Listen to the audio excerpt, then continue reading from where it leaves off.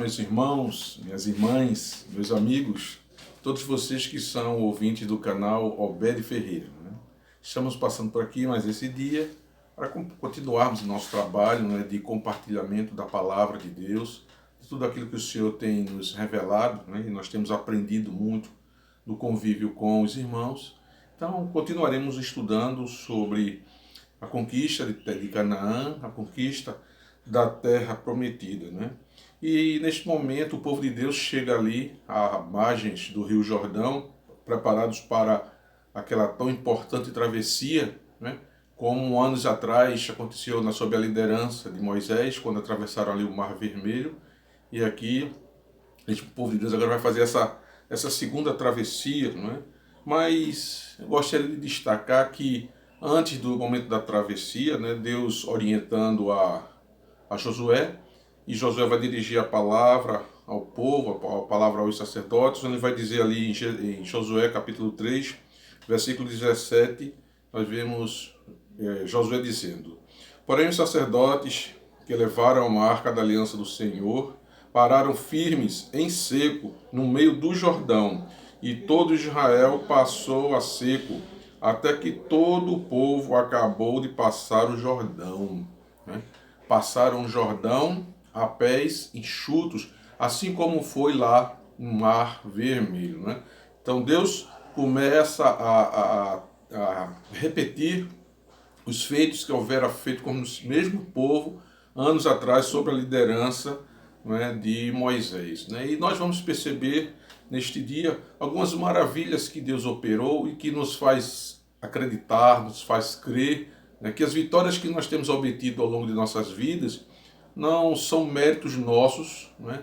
Mas quando nós olhamos ao nosso derredor, nós olhamos e vemos que há um poder que opera em nossas vidas, que é o poder de Deus e que nos garante a vitória, né? Então aqui no trecho, né, dos capítulos de 3 a 11 de Josué, nós vamos ver aqui algumas maravilhas que Deus revelou e se revelou diante do povo, né? Nós costumamos dizer que nós adoramos a Deus pelo que Deus é, não é? Mas também nós entendemos que nós adoramos também a Deus pelo que Deus faz, porque é justamente pelo que Deus faz é que nós conhecemos quem verdadeiramente Ele é. Então, desse trecho de capítulos, né, nós destacamos alguns episódios que realmente mostram o quanto Deus estava presente ali na vida do povo, com Josué, assim também como nos nossos dias. Deus também está com o seu povo hoje, está com a nossa liderança hoje, né? E a primeira coisa que eu gostaria de destacar, quando aqui no capítulo 3, nos versículos de 1 a 3, nós vemos que Deus vai adiante do seu povo nas batalhas, né? E levantou-se, pois, Josué de madrugada, e partiram de Sitim, ele e todos os filhos de Israel, e vieram até o Jordão, e pousaram ali antes que passassem. E sucedeu que ao fim de 3 dias que os oficiais passaram pelo meio do arraial, e ordenaram ao povo, dizendo: quando virdes a arca da aliança do Senhor vosso Deus, e que os sacerdotes levitas a levam, partireis vós também do vosso lugar e seguireis. Ou seja, a presença de Deus ali com a arca da aliança, né? E a arca da aliança seguia à frente e o povo atrás, nos mostrando que Deus vai à nossa dianteira, Deus vai à nossa frente, quer para batalhas, quer para conquista, né? Seja a sorte de situação que for, nós sabemos que o nosso Deus está ali presente. Então a presença da arca diante daquela multidão de mais de 2 milhões de pessoas nos diz e nos garante que Deus, Ele está conosco nas nossas batalhas, no dia a dia de nossas vidas. É preciso então somente saber, primeiramente saber que Deus está conosco, mas depois também precisamos crer que Ele está conosco, que Ele nos valerá. Também saber que Deus requer de nós uma santidade. Sempre antes de uma grande batalha, de uma grande luta, precisamos entrar nela com uma vida de santidade, não é?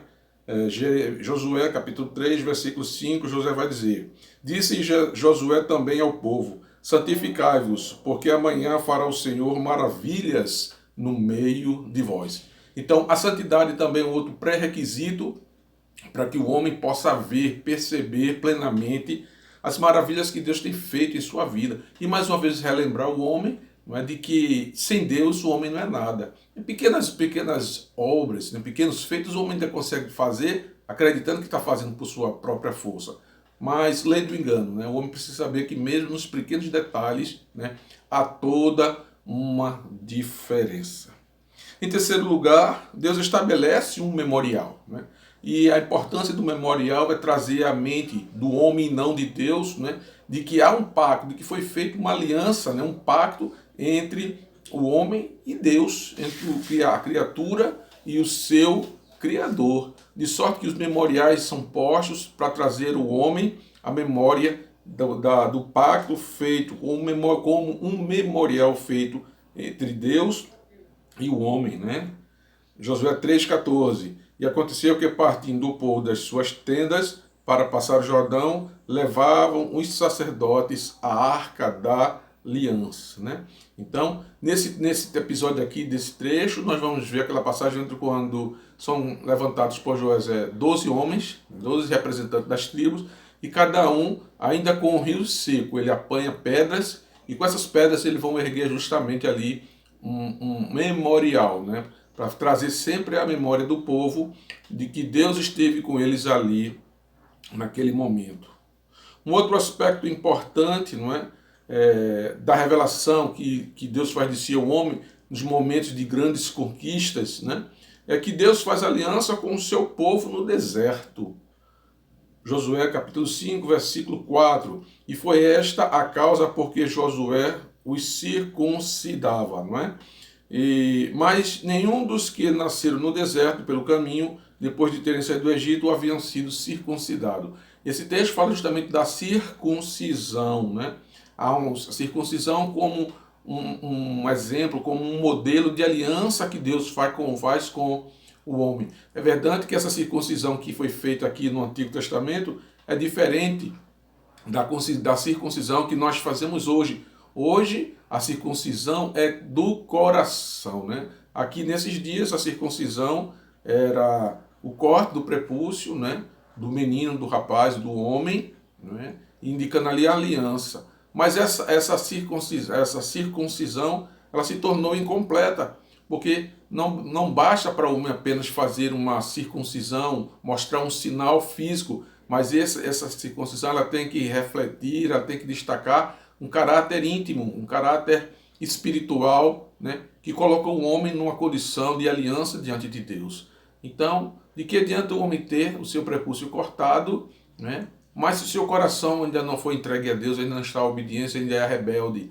Então hoje a circuncisão é no coração. Com o advento do Espírito Santo, o advento é do coração. Por isso dizer, né, guardei a tua palavra no meu coração para não pecar contra ti. Então, a circuncisão ele tem esse caráter comprometedor, essa ideia de aliança, de pacto que o homem faz com o seu Criador. Veja que em tudo isso que nós vamos falando, nós vamos ser sempre o homem agindo, mas Deus no comando, Deus controlando todas as situações.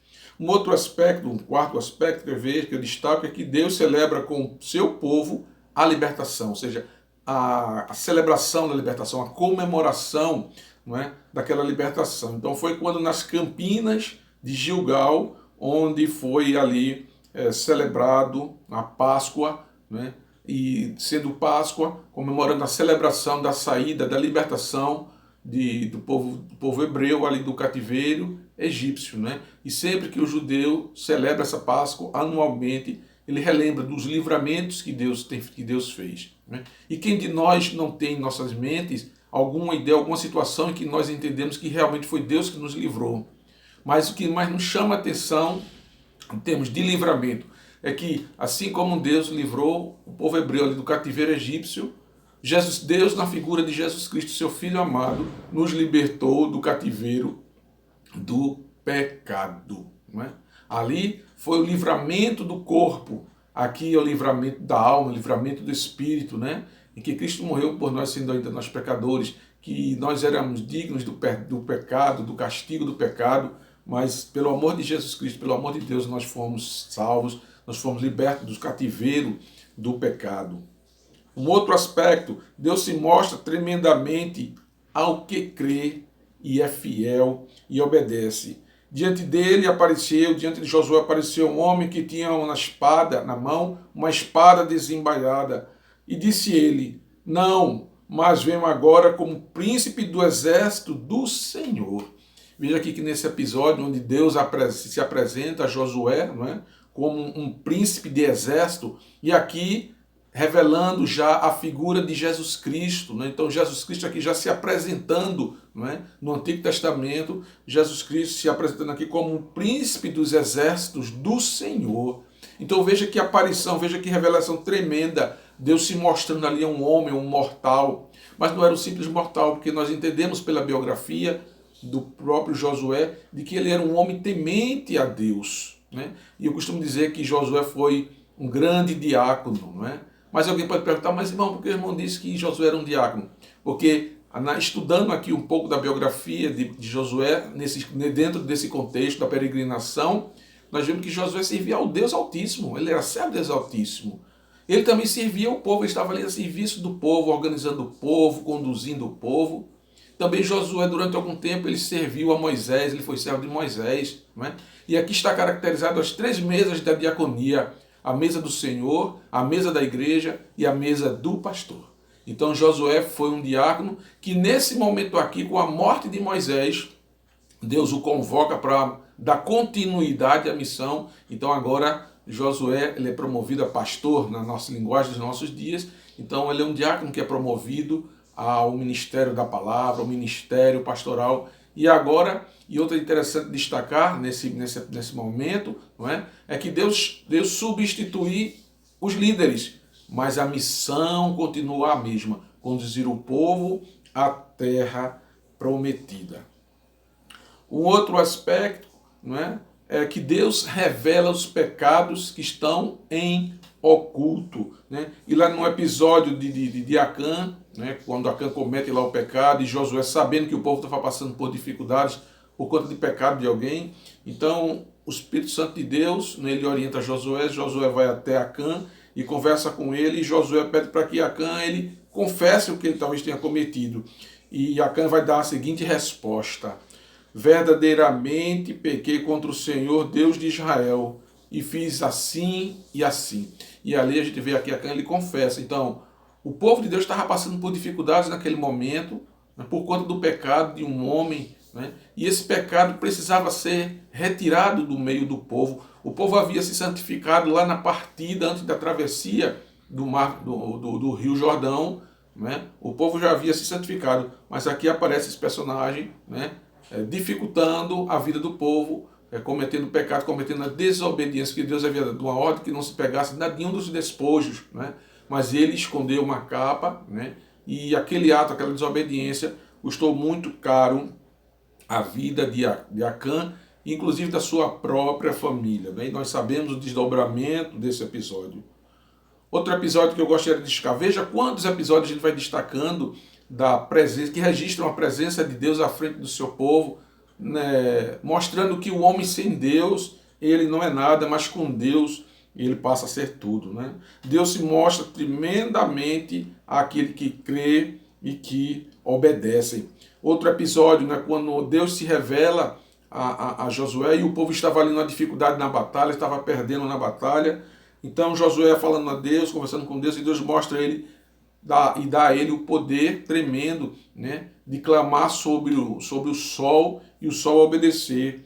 E em Josué capítulo 10, versículos 12 e 13, a gente vai ver: sol, detém-se em Gibeon, e tu, lua, no vale de Aialon. E o sol se deteve e a lua parou, até que o povo se vingou dos seus inimigos. Né? Deus move céus, terra, mar, rios. Né? Deus destrói, desfaz qualquer dificuldade, qualquer empecilho que se oponha, que se levante contra o seu povo, enquanto o seu povo se mantém em santidade, enquanto o seu povo se mantém em obediência, enquanto o seu povo se mantém cumprindo a missão a qual Deus lhe ordenou.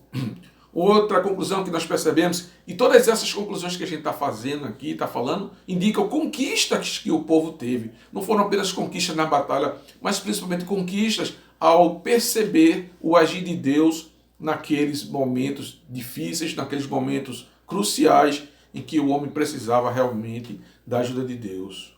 Cuidado para não sermos enganados, né? E o Espírito Santo de Deus deve nos orientar de modo a nós percebermos quando estamos sendo enganados. Então, a propósito da igreja é fazer o bem. Mas quantas pessoas têm se aproximado da igreja, quantas pessoas têm se aproximado do Senhor, querendo tão somente a bênção do Senhor, mas não querendo o Senhor da bênção. Josué, capítulo 9, versículos de 13 a 5, a gente lê: os moradores de Gibeão, ouvindo o que Josué fizera com Jericó e com Ai, usaram da astúcia e se fingiram de embaixadores. Veja a dissimulação aqui dos moradores da terra, né? Então daquela conquista ali, Josué e o seu povo, né? O povo de Deus teve que passar por situações como essa, né? E o texto nos mostra que Josué confiou, né, na boa fé, entre aspas, daquelas pessoas, e realmente o povo de Deus não foi bem sucedido. Então precisamos, né, estarmos atentos para aqueles que se levantam mansamente, mas em oposição ao povo de Deus, à obra e à missão do nosso Deus. E gostaria apenas, para concluir, destacar mais dois episódios, né? O primeiro que se encontra em Josué capítulo 10, versículo 5, e eu gostaria apenas de destacar algum único versículo, versículo 5, né? Que já nos mostra, nos revela, né, a participação de Deus ali. E diz: então se ajuntaram e subiu 5 reis dos amorreus, e o rei de Jerusalém, de Hebron, de Jarmute, de Laquis e de Eglon, eles e todos os seus exércitos, e sitiaram Gibeon e pelejaram contra ela. Aqui está indicando que depois de ter passado o Jordão, depois de ter enfrentado aqueles primeiros episódios, aqui a gente já vai perceber o povo de Deus já se dirigindo para o sul, para a conquista da parte sul da terra prometida. E no capítulo 11 de Josué, no versículo 2, e lemos no versículo 1 e 2, onde lemos: sucedeu depois disto, que ouvindo-se Jabim, rei de Arzor, enviou mensageiros a Jobabe, rei de Madom, e ao rei Siron, ao rei de Aquisaf, e aos reis que estavam ao norte. Ou seja, aqui já agora um segundo movimento do povo de Deus em direção à conquista da terra prometida, agora rumo ao norte de Israel. Se vocês puderem ver um mapa e visualizarem, não é? É justamente quando eles atravessam o Jordão, que fica ao norte do Mar Morto, né? Um momento vão aqui, vai para o sul, e outra vai fazer a conquista para o norte. Mas o destacável de tudo isso, né, é nós sabermos que as conquistas que o povo de Deus teve e continua tendo não se deve tão somente à inteligência, à força, à astúcia, à dedicação, ou mesmo à própria santificação do homem, que garante ao homem as conquistas, mas é simplesmente, tão somente, e não menos importante, é a presença de Deus à frente do seu povo, que garante ao seu povo, ao povo de Deus, as vitórias nas batalhas. Sejam pequenas coisas, coisas simples, não é? Mas percebemos que Deus está conosco, Deus está a nos conduzir, a nos guiar. É tão somente crer, né? Então fica como reflexão para o dia de hoje, estarmos sempre na memória, sabendo que Deus sempre está à frente do seu povo. Deus nos conduz, ainda que caminhos perigosos, caminhos tortuosos, mas seguimos firmes, sempre com a vida de santificação. É verdade que o homem é falho, o homem está nessa carne, enquanto o homem estiver nessa carne, o homem vai estar sempre pecando, vai estar sempre afrontando Deus, mas sabendo que Deus sabe, como diz lá no Salmo 103, versículos 13 e 14, assim como o pai se compadece dos seus filhos, o Senhor se compadece daqueles que eu amo, daqueles que eu obedecem. E Ele lembra, conhece a nossa estrutura e lembra que somos pó. Deus sabe que nós somos falhos, por isso Ele mandou Jesus Cristo, por isso Ele mandou o seu Divino Espírito para nos auxiliar nessa jornada de vida, nessa caminhada de vida, para que assim o nome dele seja honrado. A missão continua, já não é mais de conquistar aquela terra, mas conquistar as terras que nos faltam hoje, não é? O Brasil, o Japão, a Europa, a África, todos os continentes são terras de Deus.